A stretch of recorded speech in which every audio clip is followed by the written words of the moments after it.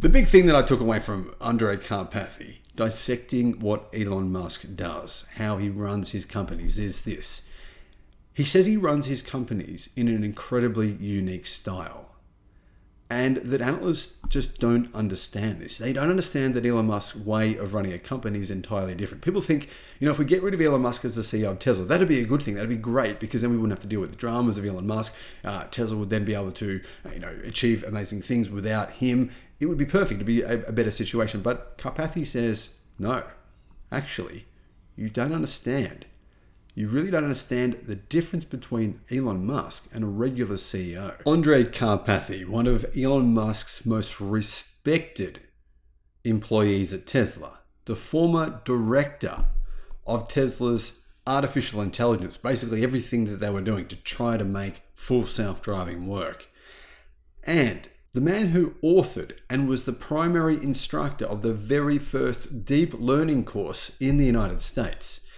Well, he has left Tesla, but he had something to say. He had something to say about Elon Musk. He was asked in an interview only a couple of weeks ago, what is the secret to Elon Musk's success?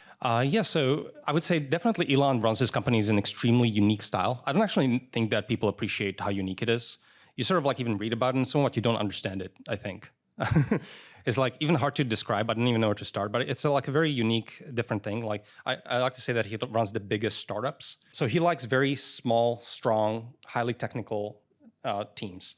So that's number one. So I would say at companies by default, they sort of the teams grow and they get large. Elon was always a force against growth. I would have to work and expend effort to hire people. I would have to basically plead to hire people. And then the other thing is that big companies, usually you want, it's really hard to get rid of low performers. And I think Elon is very friendly to, by default, getting rid of low performers. So I actually had to fight for people to keep them on the team because he would by default want to remove people. And so that's one thing. So keep a small, strong, highly technical team. No middle management that is kind of non-technical for sure. Yes. And rather than trash Musk, well, this is what he said. It was actually really interesting. Hello, my friends. Welcome to the channel. I'm Sam Evans. You're watching the Electric Viking. It's great to see you. Thank you for tuning in. Andrej Karpathy, he is highly, highly respected.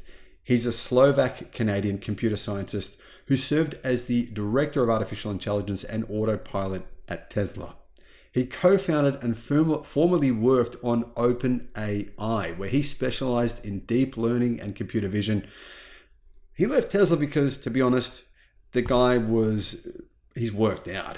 He worked so hard for so many years that he decided it was time for a break.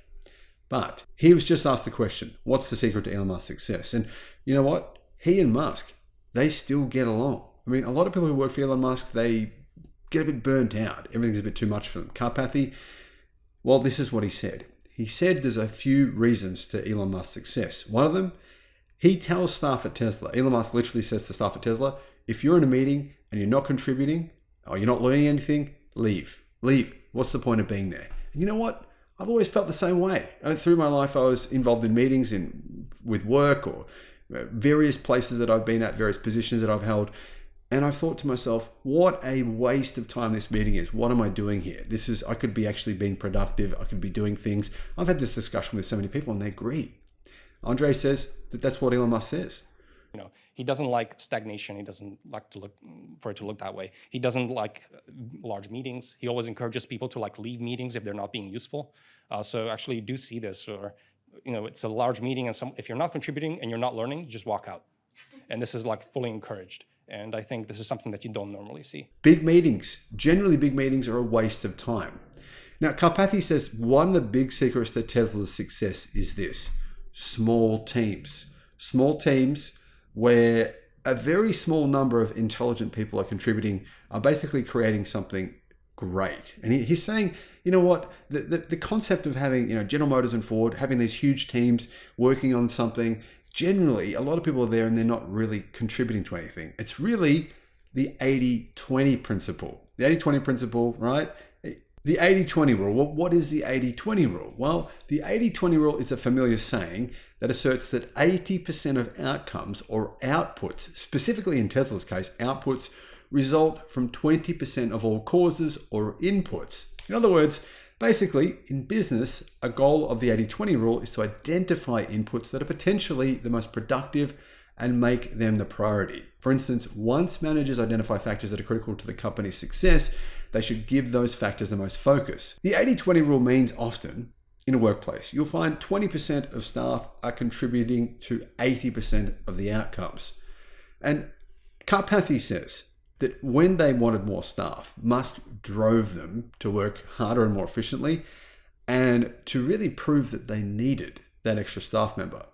He says that one of the big key reasons for Musk's success across various businesses is having small, dedicated teams work on one challenging task. So he likes very small, strong, highly technical teams. So that's number one. So I would say at companies by default, they sort of like the teams grow and they get large. Elon was always like a force against growth. I would have to work and expend effort to hire people. I would have to like basically plead to hire people. And then the other thing is that big companies, usually you want, it's really hard to get rid of low performers. And I think Elon is very friendly to, by default, getting rid of low performers. So I actually had to fight for people to keep them on the team because he would by default want to remove people.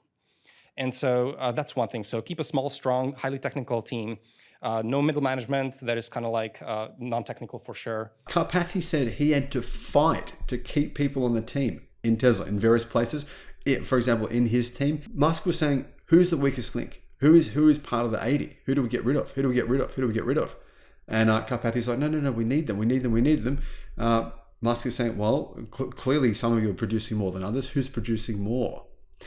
This is a very challenging environment to be in. This means the A+ performers, well, they stay there.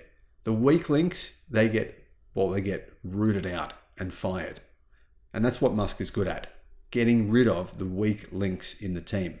I mean, Karpathy says Musk would by default want to remove people, which is very interesting when you consider the fact Tesla has hired thousands and thousands, literally tens of thousands of staff since Musk has been there. But his default is to want to remove people who aren't performing.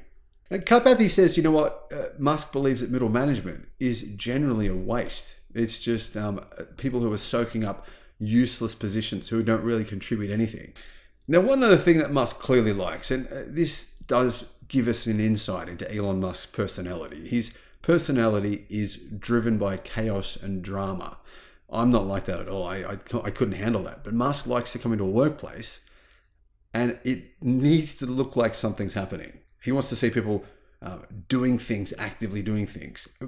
He wants to see the appearance of activity and progress. And if there's none of that, he starts to get concerned. He starts to potentially create drama in order to have the appearance or have the situation where everyone's reacting to something. They need deadlines. That's the reason Musk create deadlines, these crazy deadlines that people generally can't meet, in order to drive that activity, in order to drive people to work hard and to do things that they probably think is beyond their own capacity. Now, Karpathy goes on to say that Elon Musk has a large hammer and he's very willing to exercise it within the organization. And also just like his large hammer and his willingness to exercise it within the organization. So maybe if he talks to the engineers and they bring up that, what's blocking you? Okay, I don't have enough GPUs to run my thing. And he's like, oh, okay. And if he hears that twice, he's going to be like, okay, this is a problem. So like, what is our timeline? And when you don't have satisfying answers, he's like, okay, I want to talk to the person in charge of the GPU cluster. And like someone dials the phone and he's just like, okay, double the cluster right now. Like, let's have a meeting tomorrow. From now on, send me daily updates until the cluster is twice the size. And then they kind of like push back and they're like, okay, well, we have this procurement set up, we have this timeline, and NVIDIA says that we don't have enough GPUs and it will take 6 months or something. And then you get a rise of an eyebrow. And then he's like, okay, I want to talk to Jensen. And then he just kind of like removes bottlenecks. So I think the extent to which he's like extremely involved and removes bottlenecks and applies his hammer, I think is also like not appreciated. So Karpathy said Musk would meet with him in person. He'd say, what's blocking you from success? What do you need? What's the number one thing stopping you? Karpathy would say, well, I need this. And Musk would say, okay, let's make that happen. Karpathy would say, Elon Musk would then say to him, what else is there? Is there anything else that's blocking you from success? What is the biggest, what are the biggest things? Karpathy will say, well, actually, there's another thing. I need someone to do this. Musk will say, okay, done. Very, very quick decision making. That's a lot like, guess who? BYD Wang Chanfu. He's very similar, the CEO, the founder of BYD. Makes fast decisions. Some of them wrong, some of them can't be the perfect decision, but he makes quick decisions and moves at a rapid pace. So even though a lot of people think that Elon Musk doesn't really do much at Tesla, it's not actually true. Karpathy says that that's not the case at all, that he's very, very hands-on and involved. And although there may be some weeks and periods of time where Musk is not at Tesla, he might be at SpaceX, for example, when he is there, he's extremely driven to actually individually take responsibility. Now, CEOs at other companies, CEOs, they rely on their managers to tell them what's going on. But Musk doesn't really do that. He says what's going on, and then he actually pinpoints exactly the pain points. He'll say, get me this person on the phone. He's doing this. I need to speak to him immediately. And Musk actually appears to be intelligent enough to work out ways to find solutions to problems that even Tesla's engineers may not have figured out themselves.